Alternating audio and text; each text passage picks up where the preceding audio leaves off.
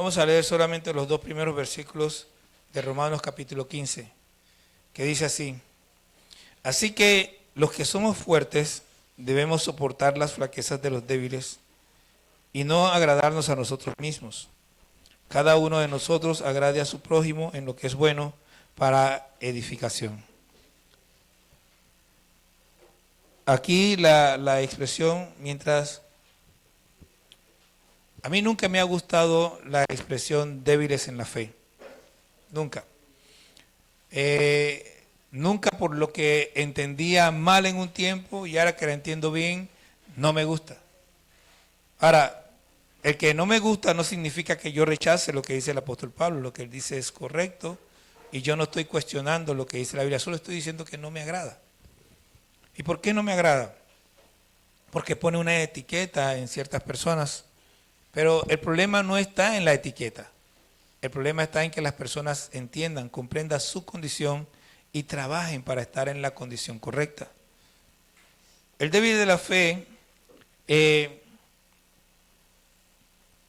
no es el que no come carne. O sea, la condición de débil de la fe no tiene que ver en sí con lo que yo hago, sino que lo que yo hago es lo que me hace ser, o en realidad no lo que yo hago, sino lo que yo tengo en mi cabeza, lo que realmente me hace ser débil de la fe.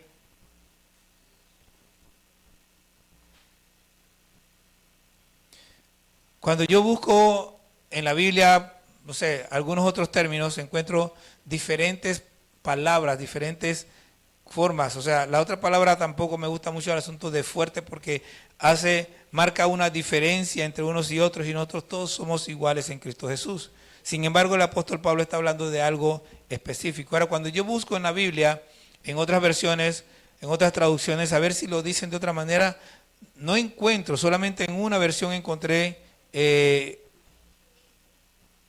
lo decía de manera distinta, pero todas las demás hablan del débil y del fuerte, del débil y del fuerte. ¿Y qué es ser débil en la fe y qué es ser fuerte en la fe? Este es el tema. O sea, el tema en este momento, no el tema en sí.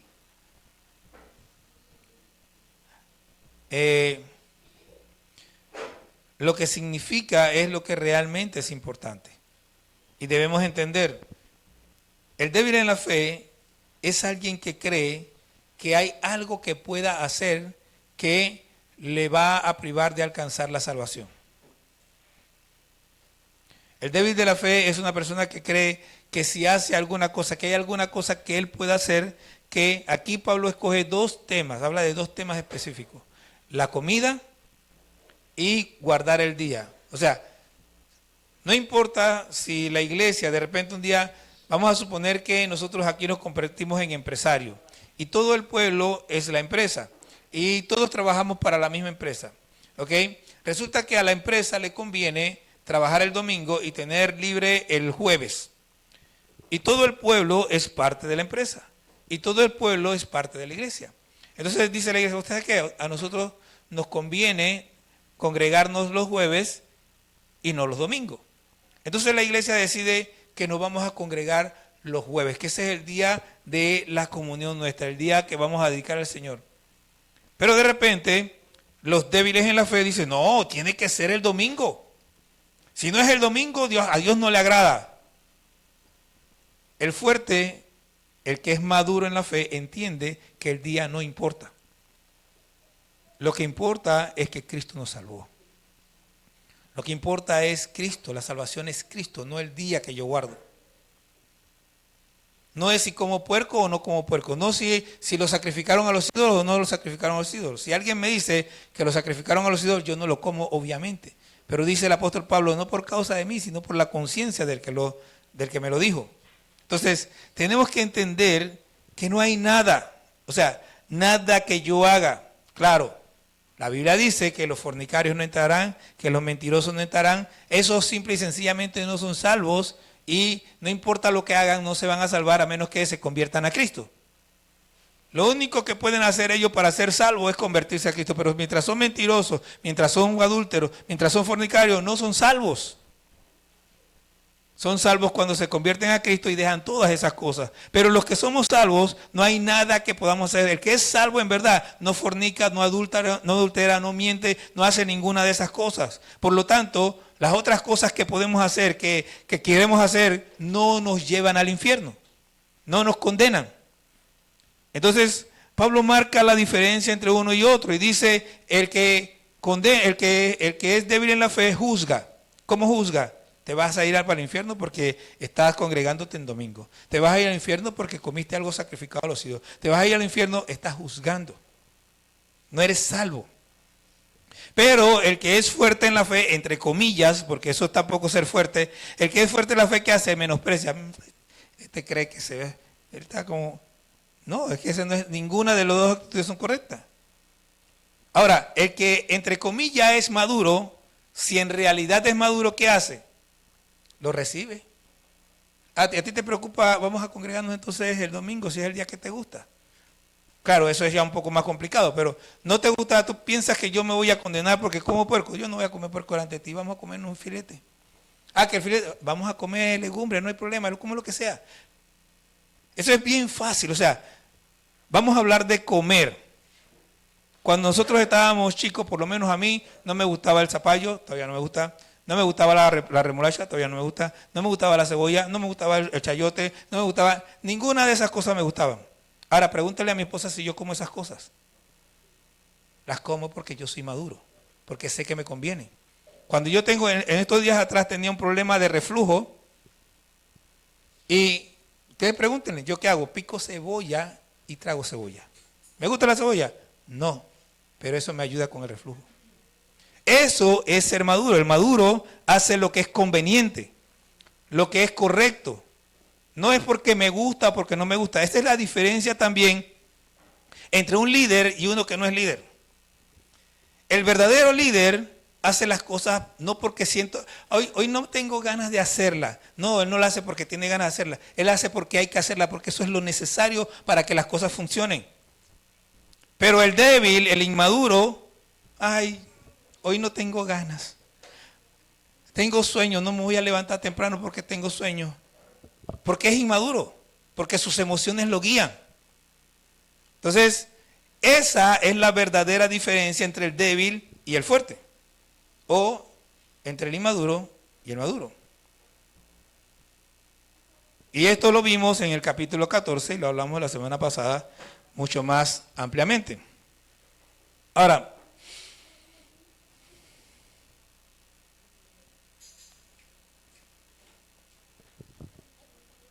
yo me pregunto, ¿cuántos de los que estábamos aquí pudiéramos ser débiles en la fe?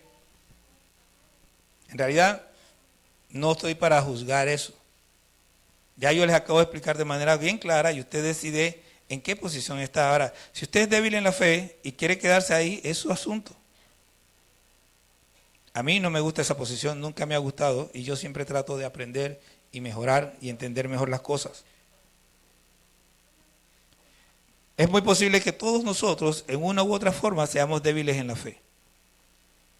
Porque quizás como lo que sea, pero hay otras cosas que esto no lo hago porque hay... O sea, y no tanto que no lo hago, sino que señalo al que lo hace. Que juzgo al que lo hace. Y ahí está el problema. Entonces, con esto en mente, empezamos el capítulo 15. En el capítulo 15 el apóstol Pablo trata extensivamente la debilidad en la fe y termina hablando sobre los fuertes. Y empieza el 14, perdón, y en el capítulo 15 comienza diciendo así que los que somos fuertes, o sea, los que somos maduros, debemos soportar las flaquezas de los débiles, o sea, la debilidad de mente de ellos, el creer que no se puede hacer tal cosa y no agradarnos a nosotros mismos. Cada uno de nosotros agrade a su prójimo en lo que es bueno para edificación. Y aquí es donde tenemos que ver la verdadera madurez del cristiano. Porque el que es débil en la fe piensa que todo es para él, consciente o inconscientemente. Es que lo que pasa es que esto no me parece bien, porque esto no me agrada, porque ¿qué dice la Biblia? Pero sí, pero ¿qué? O sea, no es para ti, es por Cristo. No es por mí, es por Cristo. Y si yo estoy haciendo que mi hermano que es débil en la fe esté más débil en la fe, entonces primero no soy maduro y segundo no estoy agradando a Cristo. Pero si yo soy una persona que realmente soy fuerte o maduro en la fe, yo puedo tomar la decisión, tú sabes que yo voy a aguantarme de hacer esto para no afectar la fe de mi hermano. No tengo que agradarme a mí mismo, yo tengo que agradar primero a Dios y después a mi hermano. Una de las cosas que he repetido este año varias veces es, nosotros no fuimos hechos para nosotros mismos, fuimos hechos primero para Dios y después fuimos hechos para los demás. ¿Eso significa que yo no voy a preocuparme por mí? Sí, yo tengo que preocuparme por mí. Hay una regla de los salvavidas, eso lo aprendí en Baywatch, me imagino que es así, pero de los salvavidas que es una regla muy importante en la vida. Ellos decían lo siguiente, el salvavidas tiene que preocuparse primero por sí y después por el que se está ahogando. O sea, si yo voy a nadar, a salvar a alguien, yo tengo que asegurarme primero, antes de tocar a esa persona, de acercarme a esa persona, que yo estoy seguro. Yo no debo colocarme en una posición donde mi vida esté en riesgo. Porque si yo me muero, ¿qué posibilidades tiene él?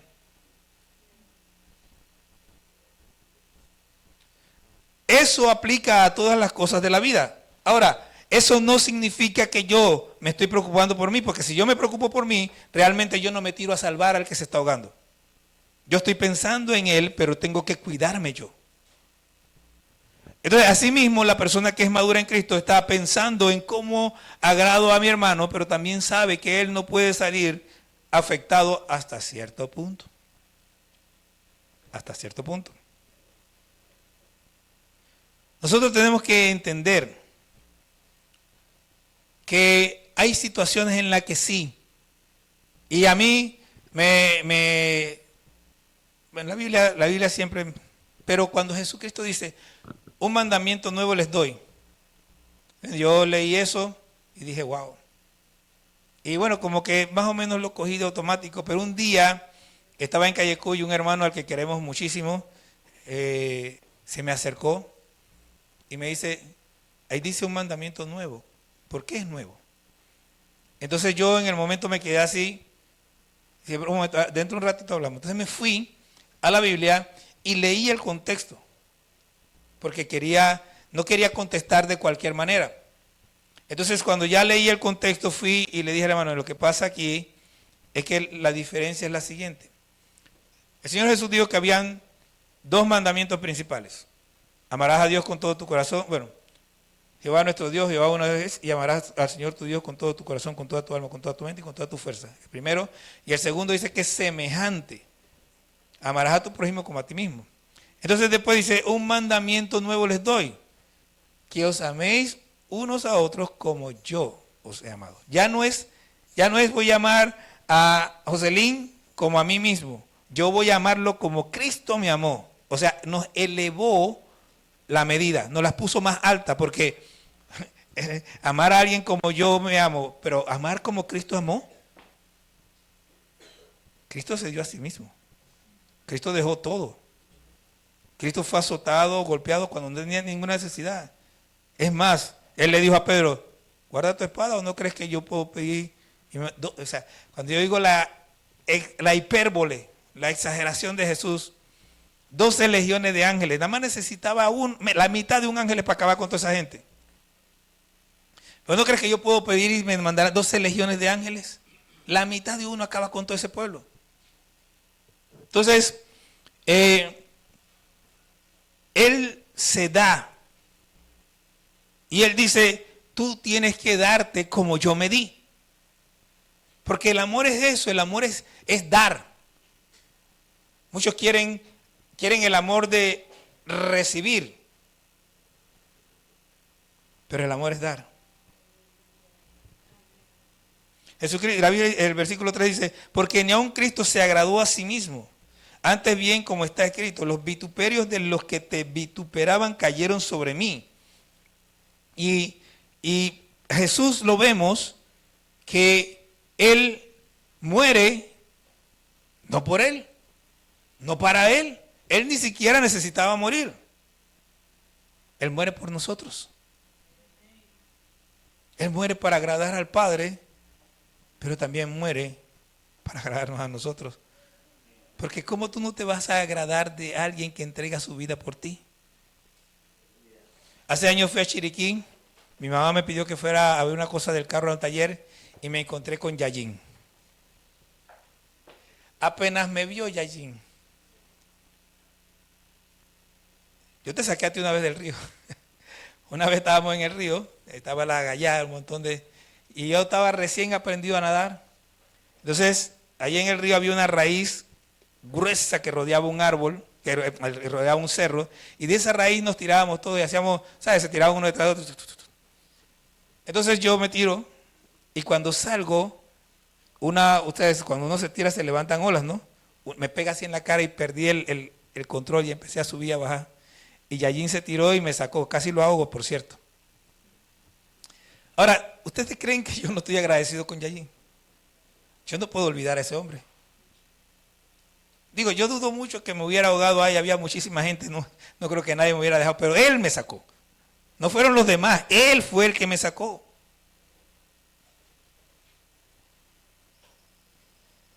Ayer estaba escuchando un medio debate, eso no era un debate, pero hay un muchacho, yo no sé si él es argentino, que hace como un año y pico, él era supuestamente evangélico, yo siempre lo dudé, por cierto, y que anunció pues que él se iba para la Iglesia Católica. ¿Okay? Entonces ayer de casualidad yo ni siquiera me había fijado que era él. He visto, varias veces me aparece en el YouTube de que debate con un evangélico. Yo ni presto, ni pierdo, trato de no perder mi tiempo en eso, pero me llamó la atención y cuando lo toco era él, y cuando me fijé, hay un muchacho que tiene una página de YouTube que se llama Lo de Davi, que mucha gente lo escucha. Entonces, ellos están hablando y mi primera decepción, porque yo he escuchado a este muchacho Davi, mi primera decepción es que él no tiene argumentos para contestar lo que el otro está diciendo. Y él empieza a defender que la Iglesia Católica es la que tiene el poder para tomar decisiones, para explicar, Y yo digo, pero es que en verdad, o sea, yo necesito que un hombre me diga a mí lo que está escrito en la palabra. Sí y no. Porque cuando yo estaba más joven en el Evangelio, yo me sentaba en las bancas y yo no sabía nada. Y yo necesitaba escuchar a gente que sabía más que yo para poder ir entendiendo. Ahora, ¿eso ha cambiado? En realidad no. Pero cuando yo estoy escuchando a alguien hablar, el que realmente me está hablando y me está diciendo eso es verdad o mentira es el Espíritu Santo. Si yo no escucho al Espíritu Santo, estoy perdido. Un hombre no tiene que decirme a mí lo que está bien o lo que está mal. Si yo no tengo una comunión con el Espíritu Santo, nunca lo voy a saber. Nunca. Tenemos que tener comunión porque Él fue el Señor Jesús no dijo, el Papa les va a guiar a toda la verdad. No, dijo, el Espíritu Santo les guiará a toda la verdad. No es un hombre, no es un grupo de hombres, no es una jerarquía, no. Es la relación que tenemos con Dios la que nos permite entender lo que está bien y lo que está mal. Y usted y yo no podemos realmente entender qué es lo que está bien y lo que está mal si no hacemos dos cosas. Primero, si no conocemos la palabra de Dios. Y segundo, si no tenemos una relación con el Espíritu Santo. Porque el Espíritu Santo nos recuerda lo que dice la palabra y nos dice, eso está mal porque la palabra dice esto y esto. Si usted no conoce la palabra, aunque el Espíritu Santo le hable y le diga esto está mal, usted no va a saber por qué. Y se va a quedar en el limbo. Necesita tener una relación con el que verdaderamente es el Maestro nuestro.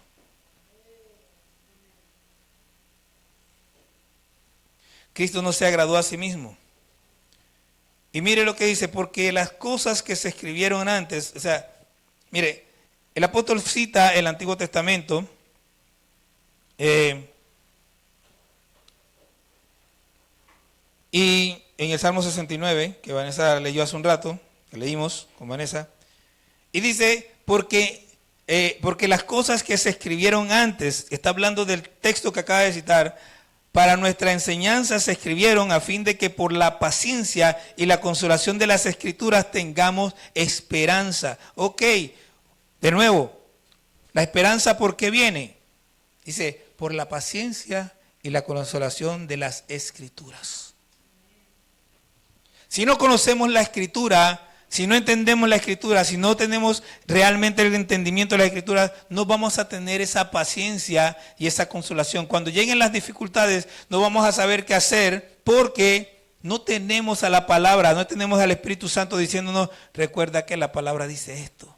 No podemos recordar las promesas del Señor que nos hablan de cómo debemos actuar en las situaciones específicas. No va a haber la consolación. ¿Qué es la consolación? Tú te sientes mal, yo me acerco a ti y te digo, mira, no sé qué, y te hablo, y al hablarte te voy consolando y te voy. Así mismo la palabra actúa por nosotros por medio del Espíritu Santo. Él nos va explicando, pero necesitamos conocerla.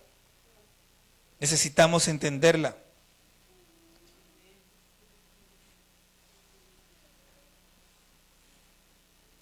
Nosotros debemos, mire,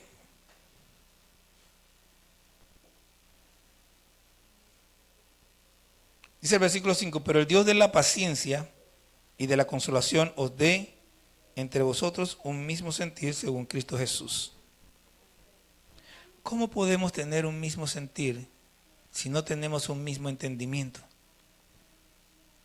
Para poder tener un mismo sentir tenemos que estar cimentados en lo mismo. ¿Cuál es el problema del mundo?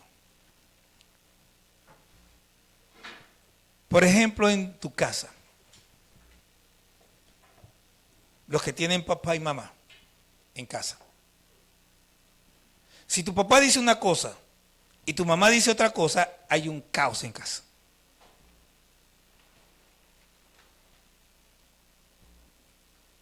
Ahora, si en la casa se ha establecido el orden que aparece en la palabra, el papá es la autoridad. Y la mamá dice, a mí me parece bien, pero depende de lo que diga tu papá. O dice, vamos a hablar primero con tu papá, para no dejar al papá como el malo. Porque a veces decimos que a mí me parece bien, pero déjame hablar con tu papá. Entonces cuando el papá dice que no, el papá es el malo. No, déjame hablar con tu papá, vamos a hablar con tu papá y lo que él diga eso es. Ahora, si el papá no está, la mamá tiene que tomar la decisión. Y como hay un orden y todos están centrados en ese orden, entonces todos tienen un mismo sentir. Para nosotros tener un mismo sentir tenemos que estar todos centrados en Cristo. Todos tenemos que estar mirando a Cristo y entender cómo Cristo ve las cosas y obedecer lo que Cristo dice que debemos hacer. El problema que tiene la iglesia y el problema que tiene todo el mundo es que tenemos muchos dioses. La iglesia, pastor, sí, la iglesia tiene muchos dioses. Hay mucha gente que viene y habla de Cristo, pero hacen lo que le da la gana. Hay gente que dice, no, lo que pasa es que a mí no me parece. Bueno, está bien, a ti no te parece, pero la pregunta es, ¿qué le parece a Cristo? No es que la Biblia no lo dice. Claro que no lo dice porque no tiene que decirlo. Está tácito. ¿Alguien conoce lo que significa la palabra tácito? Hay cosas que yo no debiera tener que estar explicando porque la forma en que la Biblia habla, aunque no lo diga directamente, se entiende que son así. Pero uno tiene que estarle explicando. ¿Por qué? Porque la gente quiere hacer lo que quiere hacer. Y no quiere hacer lo que agrada a Dios. Y no solamente tiene que estar explicando, tiene que estar reglamentando también.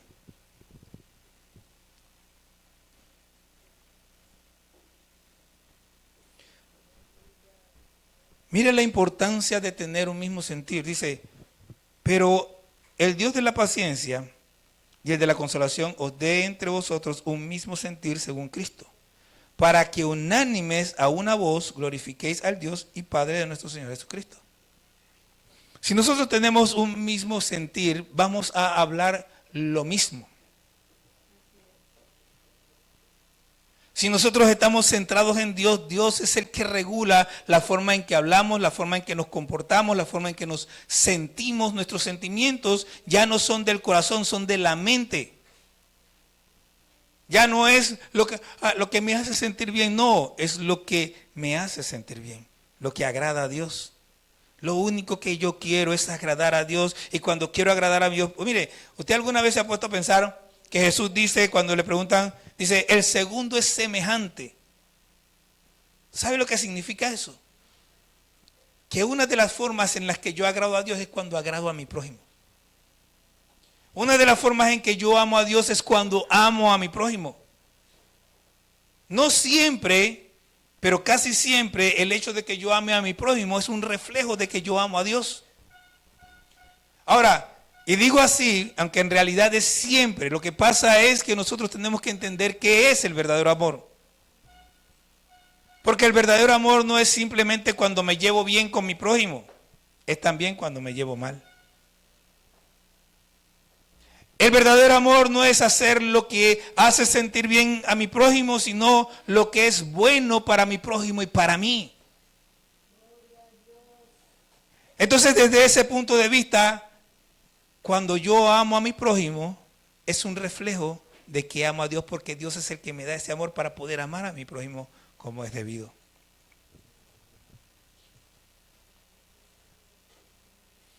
Cristo vino, dice, para ser servidor de la circuncisión. ¿Saben lo que es la circuncisión?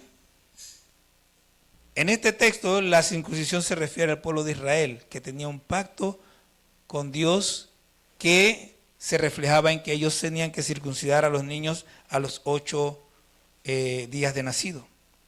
Dice, por tanto, recibíos los unos a los otros como también Cristo nos recibió para gloria de Dios. O sea, mire,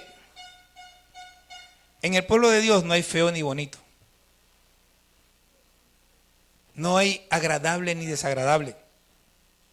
Usted se va a encontrar con que hay personas que tienen caracteres distintos, que tienen reacciones distintas.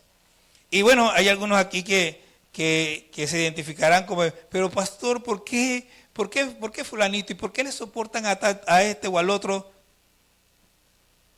Porque todos somos débiles. Porque todos tenemos problemas. Porque todos tenemos dificultades. Porque todos tenemos falencias. ¿Y cómo yo voy a pararme delante de Dios con mis pecados, con mis falencias, cuando no soporto las falencias de mi hermano? Nos quejamos unos de los otros en lugar de amarnos los unos a los otros. Y con eso desagradamos a Dios. Mire, está bien. Usted no entiende por qué el hermano es así. Usted no entiende, no tiene que entenderlo, ámelo. Recíbalo, abrácelo, aunque sea gruñón. Aunque sea como el hermano Dionisio, que no le gusta que lo abracen, abrácelo. El hermano Dionisio no le gusta mucho que lo abracen, así que no lo abracen mucho, así que él los ama igual. Aunque no lo abrace, el hermano Dionisio les ama con todo su corazón.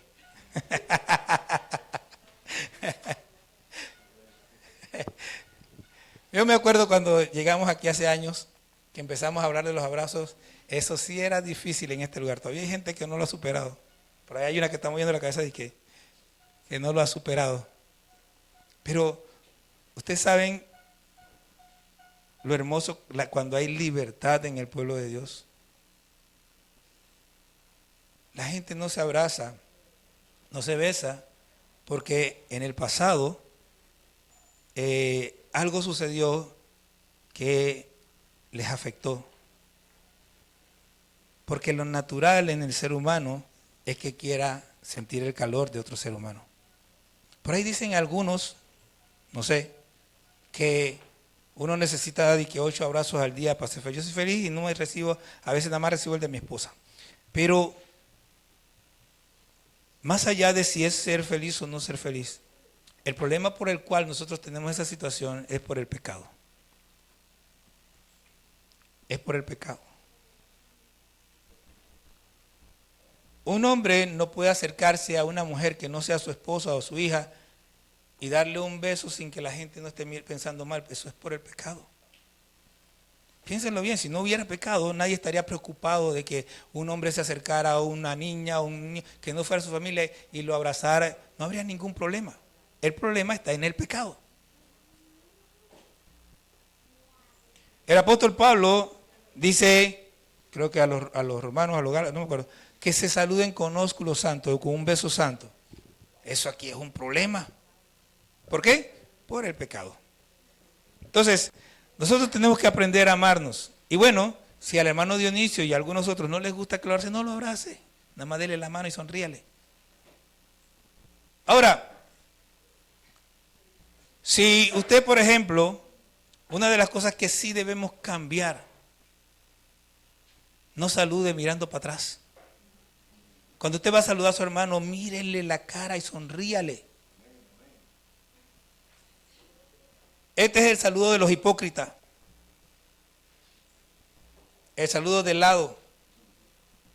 El que ama mira de frente. Cuando tú amas a alguien, mire, esto es bien sencillo, se lo voy a probar y usted no le va a quedar más nada que decir así es así. Cuando usted se acerca a la persona que le agrada, usted no solamente lo mira, se queda conversando con él o con ella. Cuando la persona le agrada, usted lo abraza y sonríe y no se quiere despegar de él. Pero cuando usted mira de lado, es porque usted no está amando a esa persona. Y aun cuando pueda ser que en un momento le agrade, usted puede pasarle como que está pensando en otra cosa y le saluda así como de apuro, pero en ese momento usted no lo está amando. Tu mente y tu corazón están en otro lado. Y tenemos que romper con eso. Está bien, no se abracen, pero mírense de frente, sonríanse. Seamos de un solo sentir, tengamos un solo amor.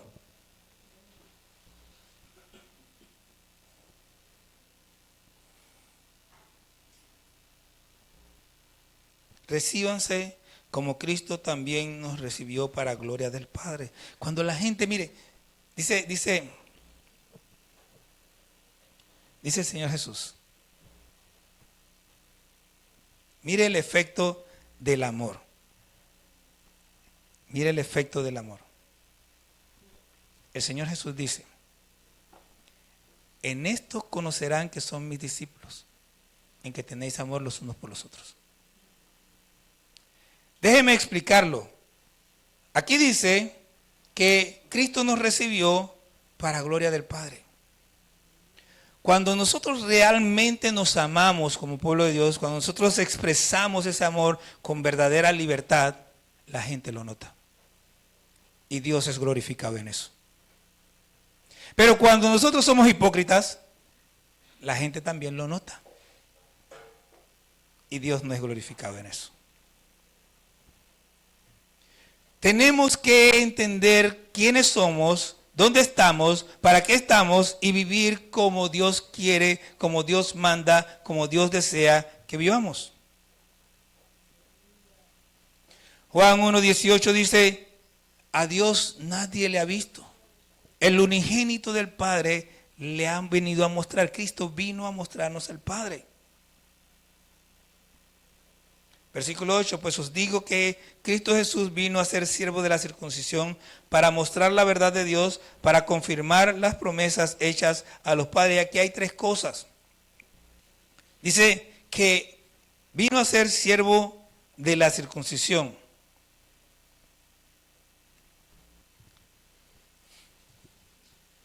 Para mostrar la verdad de Dios. La verdad de Dios. Miren, Mateo 5, nada más vamos a Mateo 5. Y un versículo 6. En Mateo 5:45 dice, el Padre hace salir su sol sobre buenos y sobre malos y hace llover sobre justos e injustos. ¿Y qué está diciendo ahí? Dice, ama a tu enemigo. La verdad del Padre es que Él no quiere que estemos peleando con nadie. Que amemos y punto. Mateo 5:48 dice, para que seáis perfectos como vuestro Padre que está en los cielos es perfecto. ¿Cuándo somos perfectos? Según la Biblia somos perfectos cuando amamos a nuestros enemigos. Mateo 6:4. Para que tu Padre que ve en lo secreto, cuando te está hablando de ver secreto, porque nosotros a veces vemos el Padre Nuestro y dice, cerrada la puerta, ora a tu Padre que está en secreto, y para tu Padre, y pensamos que es que el Padre está en la habitación. No, el Padre está en tu corazón, para que Él vea lo que hay en secreto en tu corazón. Dios ve lo que hay en tu corazón. Él vino a mostrarnos realmente quién era el Padre, y mucho más. Versículo 32, el Padre conoce nuestras necesidades. Dice, busca primeramente... No, ese es el versículo 33, pero el versículo 32 de Mateo 6 dice, déjeme buscarlo.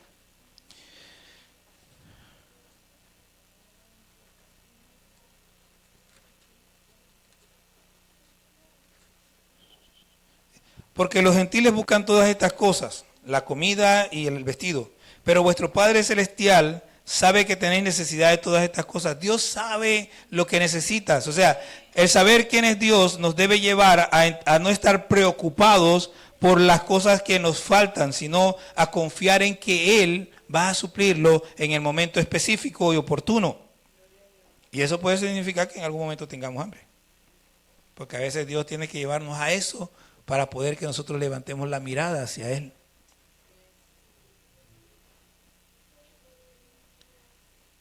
Finalmente tenemos que entender que Dios es una Trinidad, no es un ser único, son tres personas en una.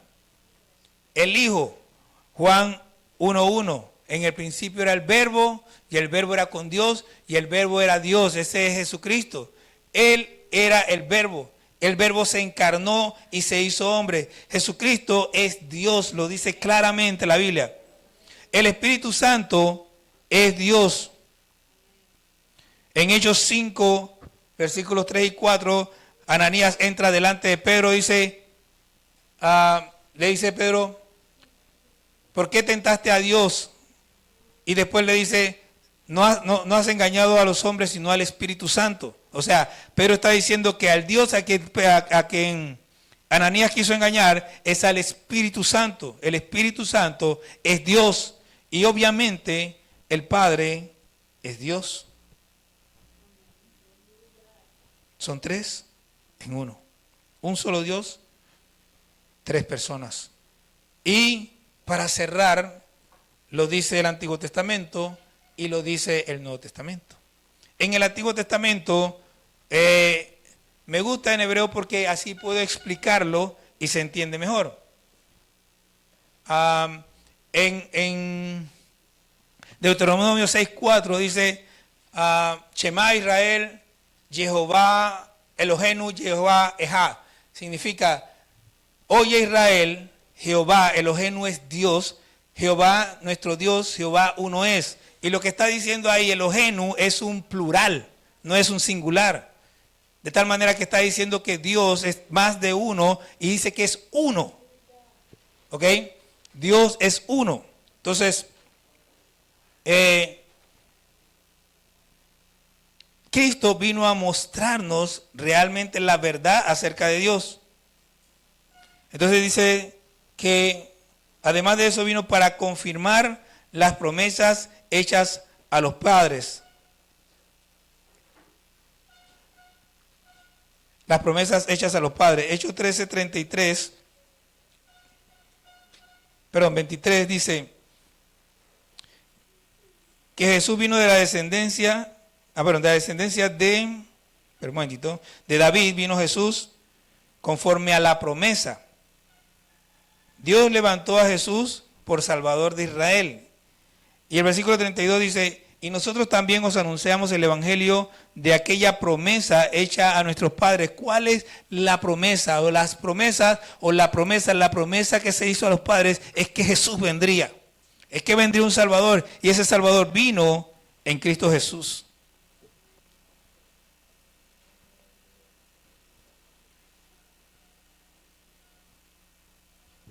Dice el versículo 9 al principio, para que los gentiles glorifiquen a Dios por su misericordia, como está escrito. Y aquí es donde yo he hallado mi mayor consuelo, mi mayor gozo en los últimos meses, de los meses para acá, porque hay cosas que uno entiende, pero las entiende a media, y Dios va dándole entendimiento con el paso del tiempo. Y hace años, no sé, creo que 4 o 5 años, empecé a predicar. Antes no lo había hecho, no estaba, digamos, muy afirmado en eso, pero empecé a predicar que la salvación no se perdía. Eso fue, yo creo que debe tener como 5 años no más, que yo empecé a hablar de eso. Y aunque lo entendía, no lo entendía bien. Por el paso del tiempo he ido entendiendo que la salvación no se pierde. Y lo que tenemos que ver es el testimonio de las Escrituras. ¿Qué es lo que la Escritura dice referente a estas cosas? Entonces, mire lo que dice Pablo. Dice el versículo 9, para que los gentiles glorifiquen a Dios por su misericordia.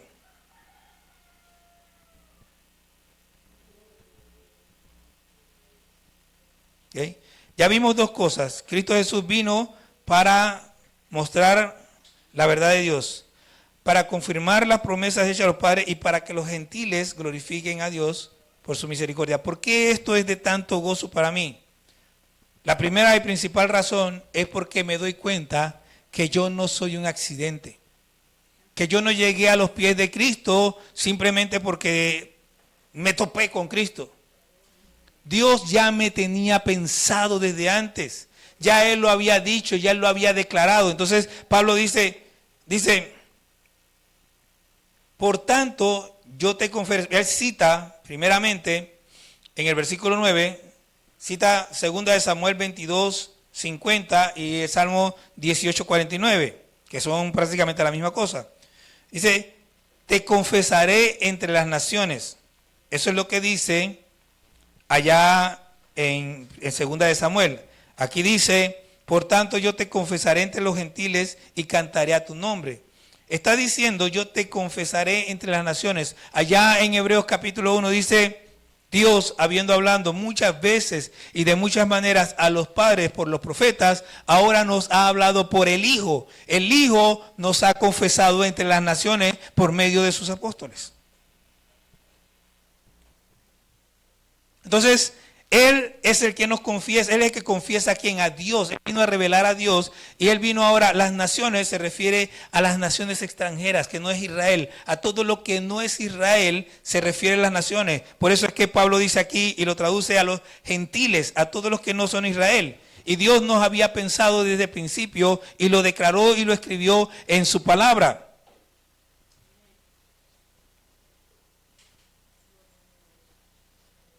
Entonces, Él va citando y dice, versículo 10, alegraos gentiles con tu pueblo. Y eso lo encontramos en Efesios no.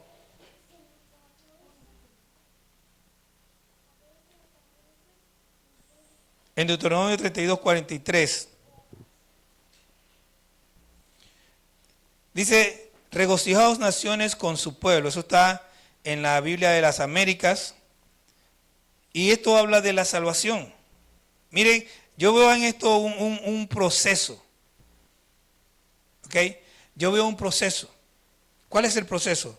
Dice que nosotros, la Biblia habla de dos naciones, Israel y los gentiles. El pueblo de Dios y los que no son o no éramos pueblo de Dios. Ahora, Cristo viene y revela la verdad de Dios y habla y confiesa y muestra a las naciones que Dios es real.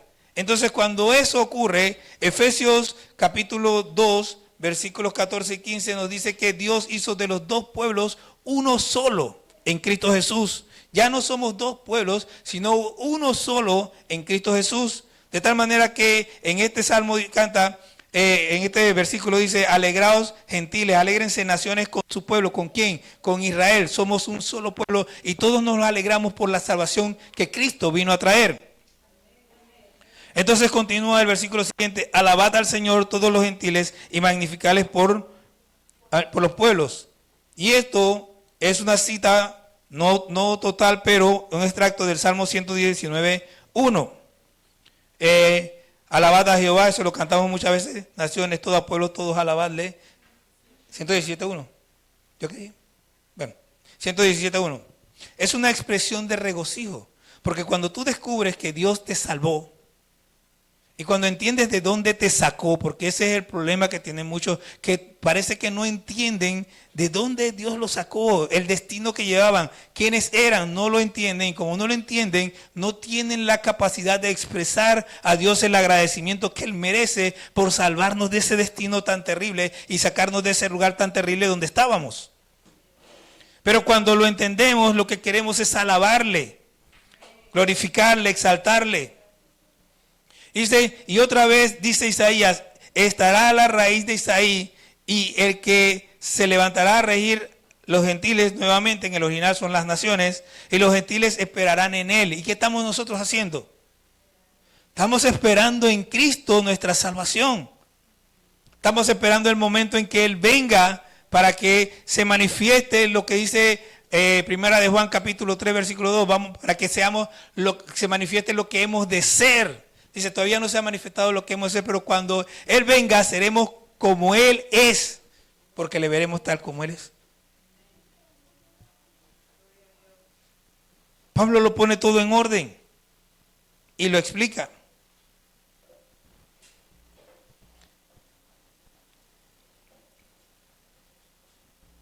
Isaías dice, en aquel día las naciones acudirán a la raíz de Isaí, que estará como señal para los pueblos, y será gloriosa su morada.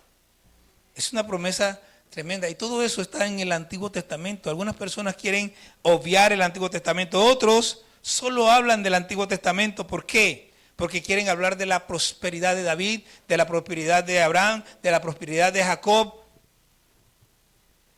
Pero nuestras promesas no son terrenales. ¿Significa que debemos vivir pobres? No. Significa que no debemos tener la mirada puesta en las cosas de la tierra. Eso es lo que significa. ¿Qué dice Pablo en el versículo 13? Y al Dios de esperanza, y el Dios de esperanza os llene de todo gozo y paz en el creer, para que abundéis en esperanza por el poder del Espíritu Santo. Mira, esta es una oración que hace Pablo. Él expresa el anhelo de su corazón por ellos y por nosotros. Primero dice, el Dios de esperanza os llene de todo gozo. Os llene de todo gozo, y vamos a dividirlo. Primero, os llene de todo gozo en el creer. ¿Qué es? Es tener... Vamos a ver. ¿Alguno ha escuchado la historia del manto de Penélope? Bueno, es un cuento más que una historia. El manto de Penélope es parte de lo que se llama mitología griega. El esposo de ella, que ahora mismo no me acuerdo el nombre, se había ido a la guerra. Penélope era una mujer muy hermosa y estaban los gallotes alrededor de ella. El hombre demoraba en venir porque tuvieron un montón de problemas por allá. Y entonces llegó el momento en que empezaron a presionar a Penélope que ella tenía que casarse, tenía que casarse. Y ella se le ocurrió algo. Empezó a tejer un manto y le dijo que cuando ella terminara de tejer el manto, escogería con quién se casaría. Pero de día tejía y de noche descosía. Así que nunca terminaba de tejer el manto. Estaba tejiendo y tejía y descosía. Tejía así que hasta que un día apareció el marido de ella. Y bueno, hubo una situación ahí. Pero el punto aquí es que esa mujer tenía la esperanza de que su marido volviera. Y no se dejó confabular por lo que estaba pasando a su alrededor. Déjeme decirle algo. La esperanza de que Cristo viene por nosotros debe producir tal gozo en nosotros que ninguna cosa afuera nos debe llamar la atención. Que cualquier cosa afuera que parezca de que no, que vamos a rumbear y que no sé qué. Tú estás loco, yo no voy a perder mi tiempo, yo estoy esperando a mi Señor y si me encuentra rumbeando no me lleva. En estos días vi un fragmento, ya no la seguí viendo, pero estaban viendo una película de Robin Hood diferente y la puse hace un momentito y Robin Hood se va a la guerra y la mujer le dice que lo iba a esperar y cuando Robin Hood regresa, la mujer está casada con otro porque le dijeron que había muerto. A Penélope también le dijeron que su marido había muerto, pero ella no se casó con nadie. Entonces, la pregunta es, ¿qué estás esperando Dios? El gozo es la alegría de saber que Dios me escogió por su pueblo. Yo no sé, a mí, yo siento que en este tiempo la gente, hay cosas que para nosotros era muy fácil entender. Nosotros, a ver, déjame ver si recuerdo un caso específico. Nosotros cuando éramos jóvenes, ajá, vamos a suponer que nosotros todo el tiempo estábamos jugando, ¿ok? Fútbol, béisbol, lo que sea. Y la mecánica era, bueno, llegamos y los que llegaron primero arman el equipo. Entonces nosotros siempre deseábamos estar en el equipo más malo. No, obvio que no, queríamos estar en el más bueno, en el mejor equipo. A veces el que estaba escogiendo era mi amiguito, así que yo quería que mi amiguito me escogiera. Y cuando mi amiguito me escogía, yo me sentía feliz. Pero yo escucho, yo hablo, yo digo, yo escucho a la gente hablando de que Cristo nos escogió y la gente parece estar triste en lugar de estar feliz porque Cristo nos escogió cuando Él es el mejor. Debiéramos estar llenos de gozo y debiéramos estar llenos de alegría. Nada debiera robarnos este gozo. No importa lo que pasa, nosotros debiéramos seguir gozándonos porque Cristo nos escogió. ¿Y cuántos hay por ahí que no han sido escogidos? Hay un montón, porque Cristo mismo dijo que los que entran por la puerta ancha son muchos más. Pero usted fue escogido y fue empujado por la puerta angosta para que se salvara. Dice, y el Dios de esperanza os llene de paz en el creer. Y de nuevo, nosotros queremos tener la paz del mundo. Esa paz que viene cuando tengo dinero para comprar las cosas. Esa paz que viene cuando todo está bien en mi familia. Esa paz que viene cuando en mi trabajo todo es excelente, cuando me estoy ganando puro 100 en la escuela, en la universidad o en la escuela. Pero esa no es la paz de la que habla ahí. ¿Sabe cuál paz está hablando ahí? El mundo se está cayendo, se está viniendo abajo, hay guerra por todos lados, pero Cristo viene por mí. Ah, que me están apuntando. Mire, hay una película que se llama Believe, ¿crees? Creer. Hay un hombre que va caminando por la calle, pregonando a Cristo y lleva una cruz. Y se encuentra con unos maleantes. Y les habla de Cristo y uno de los maleantes le pone la pistola en la cabeza.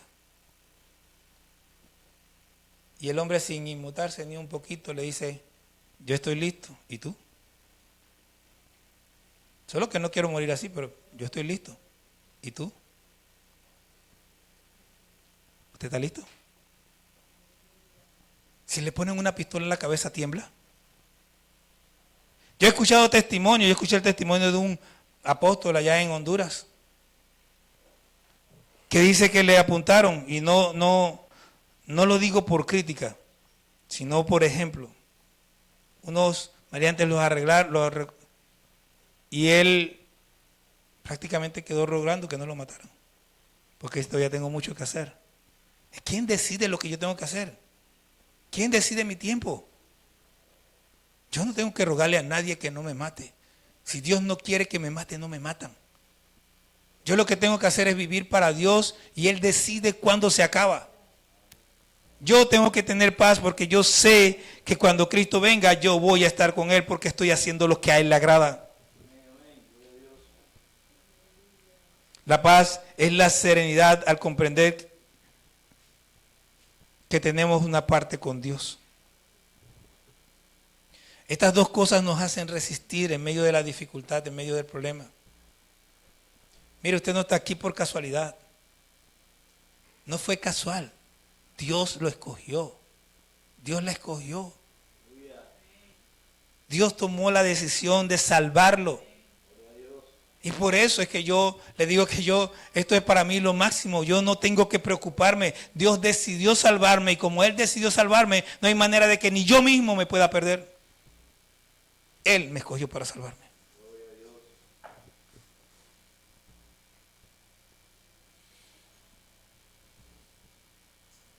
Dice, para que abundéis en esperanza por el poder del Espíritu Santo. Y esto tiene un efecto interno y un efecto externo. El efecto interno ya lo vimos, paz y gozo. Pero el efecto externo es que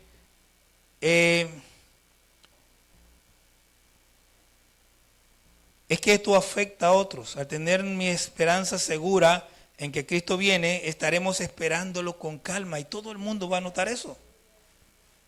Pero además de eso, miren, la palabra de Dios para todo traduce: por nuestra esperanza llegaremos a otros.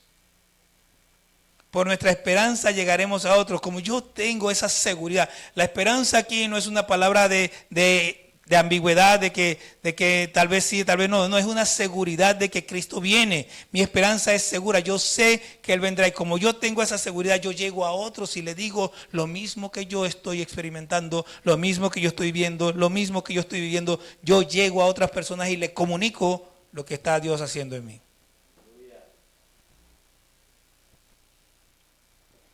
Normalmente yo cierro empezando de arriba hacia abajo, pero aquí creo que lo más adecuado es empezar de abajo hacia arriba. Normalmente vendría hablando del primer punto, pero lo último que tocamos es el tema de la esperanza. ¿Cuál esperanza? La esperanza de la vida eterna. Pablo ora pidiendo que Dios nos llene de todo gozo y paz en el creer. Y esa palabra no la hemos tocado, por cierto, para que abundemos en esperanza por el poder del Espíritu Santo. Pero esto no es algo místico. Ya en el versículo 4 nos habla de la paciencia y el consuelo de las Escrituras. Dios no nos va a llenar de paz y gozo en el creer si no conocemos las Escrituras, porque si no conoces las Escrituras, ¿en qué crees? El creer está fundamentado en el conocimiento que yo tengo de Dios por medio de su palabra. De la misma manera, y ahora sí vamos arriba, la madurez que necesitamos para soportar las flaquezas de los débiles y agradar a nuestro prójimo en lugar de a nosotros, viene de las Escrituras.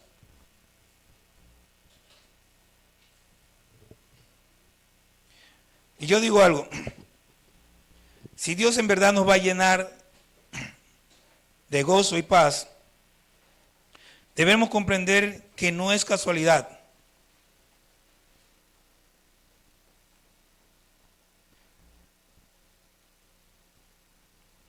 En verdad, por lo menos para mí eso está bien claro en este capítulo. Los versículos 9 al 12 citan 4 pasajes de entre muchos, porque no son 4, de entre muchos otros en el Antiguo Testamento donde Dios habla acerca de nuestra elección. El comprender esto hace una gran diferencia, porque sé que fue idea totalmente de Dios y a Él le doy la gloria. Por Él soy salvo. Y por eso yo no vivo de cualquier manera. Yo estoy esperando la venida de Cristo. No es casualidad. Dios ya te tenía pensado desde antes de la fundación del mundo. Y la pregunta es, ¿lo entiendes?